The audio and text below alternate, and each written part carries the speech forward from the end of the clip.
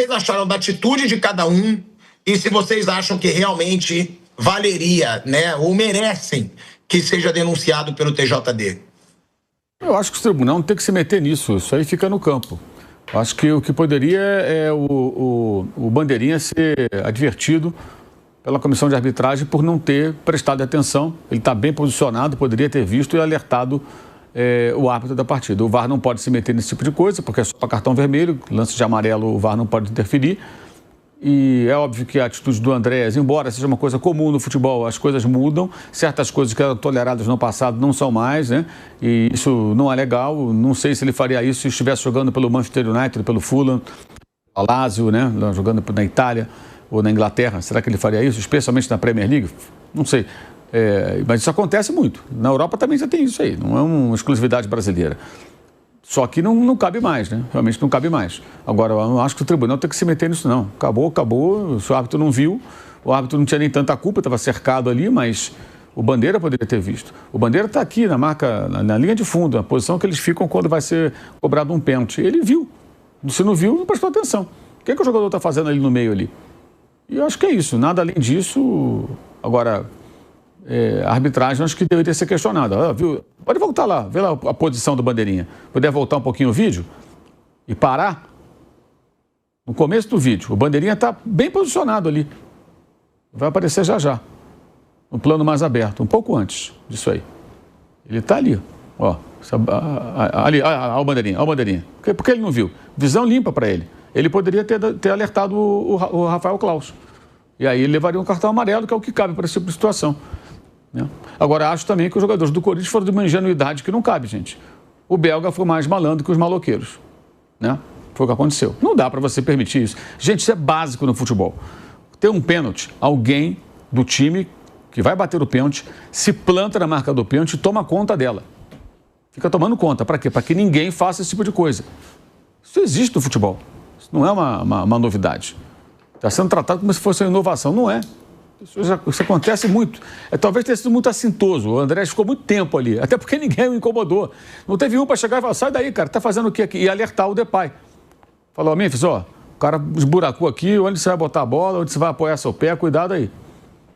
E a gente está supondo também que ele escorregou por isso, né? Que também é uma suposição. Acho que nenhum ser humano pode ter a certeza de que ele escorregou porque o Andrés fez ali um buraco, uma cavucada. Não dá para ter certeza. Não tem como, acho, ter certeza disso. Eu penso dessa maneira. Você pode supor, imaginar, mas como ter certeza? Ele pode simplesmente ter escorregado, né? Mas de uma forma ou de outra, isso não anula a atitude antiesportiva, né, do jogador. Então, acho que esse assunto morre aí, acabou, e ponto final. E o Bandeirinha que tinha que ser questionado. Por que você não viu isso aí? Porque é função dele observar todas essas coisas e auxiliar o árbitro. Ele é auxiliar, né? É o árbitro assistente. Ele está ali para ajudar o apitador, que realmente não tinha como ver. O Klaus estava cercado de jogadores ali, ó. Olha o que ele está ali. Ó, como é que ele vai ver? Está de costas, está falando com vários jogadores. Aquela pressão que eles sofrem sempre que marcam um pênalti, ainda mais um pênalti desses, né? E sobre o Luigi, Mauro? Ali foi um acidente, a bola estava ali, o moleque veio na empolgação, ele tinha... Veja bem, primeiro, isso tudo aí também reflete um pouco a torcida única, né? Você faz um gol num clássico, você não tem nem para onde correr, porque não tem torcida do seu time, só tem gente que está na bronca porque você fez o gol. O garoto roubou uma bola do Mateuzinho minutos antes e perdeu o gol. Perdeu o gol. Era ele e o goleiro. Perdeu o gol. Logo depois, o time dele faz o gol, ou seja, olha o peso que sai das costas dele. Caramba, vai ser 0-0 e eu perdi o gol. De repente o Flaco faz o gol. Ufa, fizemos o gol, vamos ganhar o jogo. Estava no final, né? Não vou ser o culpado. Não vou ficar marcado. Porque ele ia ficar marcado. Ia. Certamente ia ter gente cornetando o garoto. Sei que, pipocou, sei que. É o menino, porra. Então, o alívio do garoto. Ele viu a bola, ele deu um bico na bola. Não acredito, evidentemente, que ele chutou a bola para atingir ninguém. Aconteceu. Acho que foi mais um acidente, foi um desabafo. E você faz o quê? Você chuta a bandeirinha, chuta a bola, você não tem pra onde correr, cara. Como é que o Haaland comemorou o gol agora da virada do Manchester City sobre o Liverpool no final de semana? Lá com a torcida do City, porque ela tem a torcida do time visitante. Aqui não tem, em São Paulo. Então, é o que acontece, é o que a gente vê aí. De repente os jogadores querem desabafar de outra forma, mas que ele foi um acidente. Não acho que ele tenha feito isso, evidentemente, para atingir alguém, de forma alguma. Acho que é até um absurdo imaginar que o garoto teria essa intenção. Infelizmente aconteceu. Mas acho que tudo isso passa um pouco por essa praga de torcida única, que cria uma atmosfera mais hostil ainda para o time visitante. O jogador joga ali, não tem onde comemorar o gol.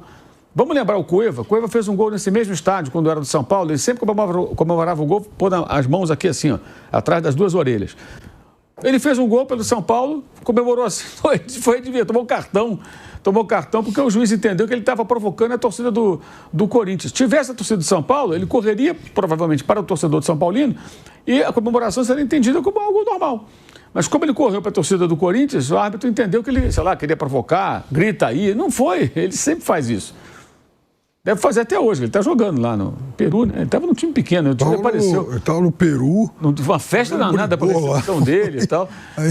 Ele faz gol lá, ele deve meter a mão na orelha de novo. Então, assim, tudo passa... Chamado João Paulo II. Então, Juan Pablo II. Eu vi um vídeo da chegada dele com a festa lá toda, o Cueva chegando. Então é isso, eu acho que esse assunto para mim morreu no jogo. Morreu no jogo, o Andrés era para levar uma amarelo, não levou, seguimos. E os jogadores do Corinthians que sejam mais despertos na próxima, né? Um pouco de atenção, um pouco de malícia. Eu não observei, o Arnaldo Ribeiro que chamou atenção para isso. O Enzo, no sábado, no pênalti para o São Paulo, ficou marcando a marca do pênalti. Marcando literalmente. Se plantou ali até o cobrador chegar. E em 2020, aquele campeonato acabou em 21, dezembro de 2020, teve o Fortaleza e Flamengo, e o Pedro foi bater o pênalti pelo Flamengo, ele escorregou, igual o Depay, mas a bola bateu nos dois pés e a cobrança foi anulada. Agora mudou, né? Aconteceu com o Bruno Henrique agora no sábado também, mas agora a regra mudou. Quando isso ocorre, a cobrança ela é repetida. Naquela época não era assim, isso foi há mais de 5 anos. E a partir de então, os jogadores do Flamengo passaram a marcar. Vai ficar ali alguém marcando a marca do pênalti. Não faziam isso não, porque alguém foi lá e também deu uma futucada. Mesmo faltou malandragem lá e faltou malandragem domingo. Tem que ter alguém que faça isso. Acho até que os técnicos deveriam já orientar. Fulano, tiver pênalti, ó, você fica lá, tá? O Zezinho ali vai bater, mas você se planta lá. Não deixa ninguém se aproximar da marca do pênalti. Tem que ter quem faça isso. Isso é normal, muitos times fazem isso. A gente não vê o cara, de repente, fica ali, aí a bola vem, aí o narrador, às vezes, fala assim, até meio ingenuamente, que coisa, fulano que vai bater o pênalti nossa, pensei que fosse Beltrano. Claro que não, ele só está ali guardando lugar. Aí quando vem o cobrador, ele pega a bola, entrega, o cara bota a bola ali, pau, bate a penalidade. Isso acontece demais, gente. Demais. Agora teve uma repercussão maior, natural que seja, condenável atitude, sem dúvida alguma, atitude antiesportiva, merecia o cartão, sim, mas o tribunal não tem que se meter nisso. Morreu no jogo. Fábio Piperni. Eu também acho que não é lance para... Enfim, não são situações aí para tribunais, não. Eu acho que, inclusive, no caso, por exemplo, do Flaco, o Klaus viu, todo mundo viu, poderia alguém chamar a atenção, chutou lá a bandeirinha e tal, dá um cartão amarelo pro jogador, isso é ali.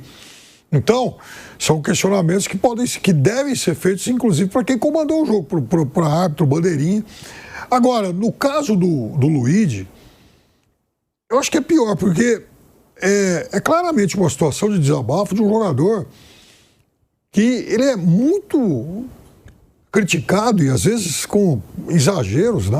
Muitas vezes com exageros imensos aí pela própria torcida do Palmeiras e domingo, durante inclusive a transmissão do jogo, né? Primeiro que quando ele entra, foi enfim, estava assistindo uma transmissão que reagiu como se fosse, como se a saída do Vitor Roque fosse a retirada do jogo do Ronaldo Fenômeno no auge. E o Vitor Roque claramente fazia um jogo muito ruim, errando tudo, errando todos os passes. É um jogador que claramente ainda está longe da forma ideal. Não é que ele ficou ruim, mas é um jogador que está recuperando a condição. Então é natural que ele faça alguns jogos muito abaixo e quando isso acontecer ele tem que sair. Nossa, mas tirou o Vitor Roque, colocou o Luigi, agora o time vai cair, porque não sei o quê. E na verdade, antes dele roubar aquela bola do Mateuzinho, ele havia puxado um ótimo contra-ataque que ele lançou o Flaco Lopes, que invadiu a área com condição de finalizar a gol. E chutou e acabou travado acho que pelo Mateuzinho, se eu não estou enganado. Sim. Tá? Sim. Aí, em seguida, há o lance em que ele rouba a bola. Veja, uma jogada que ninguém construiu para ele. Ele foi lá, tomou a bola do Mateuzinho e perdeu o gol. Depois lança um lance tem alguma semelhança com a jogada entre o Daverson e o Andrés. O Daverson foi mais esperto que ele. Realmente, ele pecou no momento de tomar a melhor decisão. Esperou muito, ficou olhando demais o goleiro, deu tempo, o Mateuzinho deu o bote. Perfeito. Mas foi uma jogada que ele criou. E no lance do gol, ele começa também indo lá fazer o desarme no meio-campo. Então, não é um jogador que teve uma atuação inútil, um cara que não fez nada, mas ele ficou sendo massacrado durante a transmissão toda, e isso eu vi, especialmente depois do lance em que ele errou. E aí sai o gol, né? É um momento, sim, de desabafo, justo de um jogador que, repito, para mim teve uma boa atuação, ele ocupou melhor o espaço, ele pressionou mais a saída do Corinthians, ele passou a dificultar as ações do Corinthians, então, e era injustamente criticado. Agora, a bola pingou ali, ele dá um chutão, o cara fecha o olho, o cara nem tá vendo para onde ele chutou, alguém acha que, o menino pegou, mirou lá no garoto e tal, aí também já é demais, né? Então, eu acho que o grande receio agora é como o campeonato está chegando perto do final, o tribunal resolva aparecer como o de hábito e comece a distribuir punições aí. Mas eu acho que isso, o que aconteceu e que pode ser questionado, são temas para a comissão de arbitragem. Olhar a história do buraco, por que o Andrés Pereira não tomou um cartão amarelo ali, e também a questão do Flaco Lopes chutar a bandeirinha, que foi um outro momento em que poderia ter sido advertido pelo árbitro.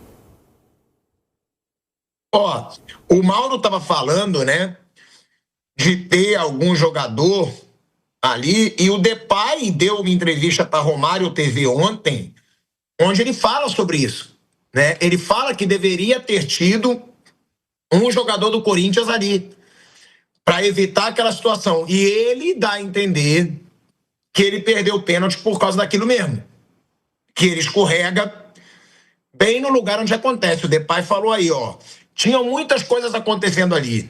O capitão do nosso time, Gustavo Henrique, estava com as mãos na cabeça. Então fui checar como ele estava. Temos um time de 11 jogadores em campo e precisamos nos proteger. Normalmente deve haver um jogador ali para proteger a marca do pênalti, mas não tinha. Eu olhei para a marca e tudo parecia certo, mas a grama já estava danificada. Quando coloquei meu pé de apoio, me desequilibrei. Tá aí o Depay, né, falando de toda essa situação que o Mauro disse que algum jogador deveria estar ali.